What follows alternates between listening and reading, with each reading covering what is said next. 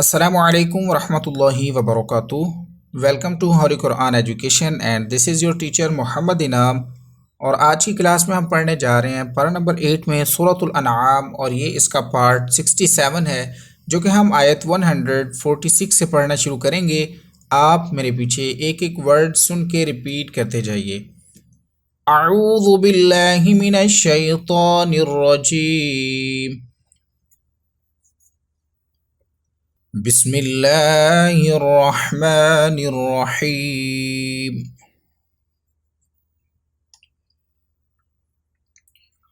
वअलल्लज़ीन हादू वअलल्लज़ीन हादू हर्रमना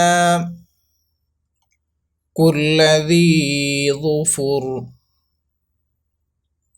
حرمنا كل ذي ظفر وعلى الذين هادوا حرمنا كل ذي ظفر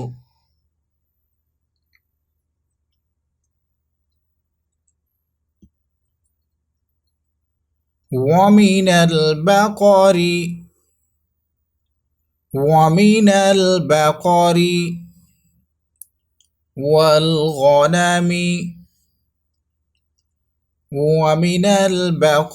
والغنم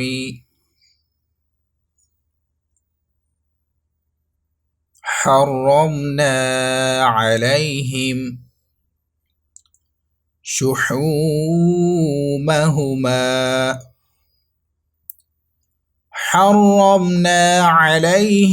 شحومهما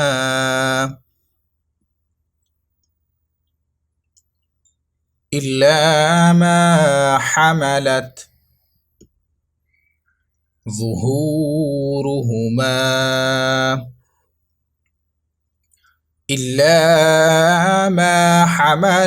ظهورهما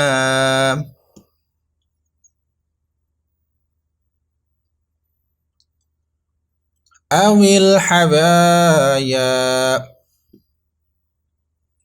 أو ما اختلط بعظم أو الحبايا أو ما اختلط بعظم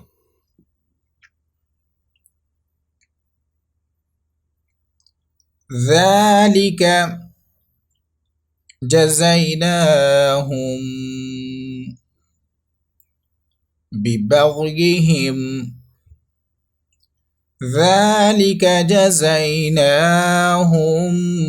ببغيهم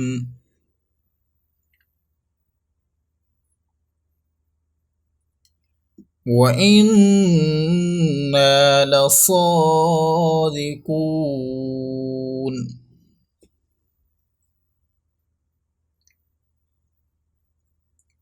فإن كذبوك فقل ربكم ذو رحمة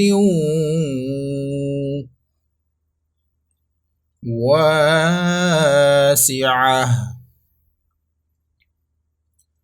فإن كذبوك فقل ربكم ذو رحمة واسعة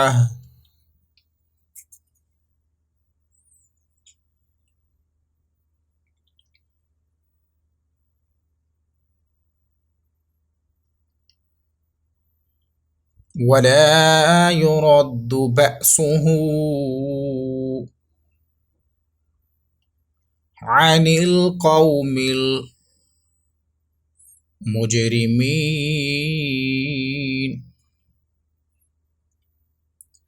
ولا يرد بأسه عن القوم المجرمين.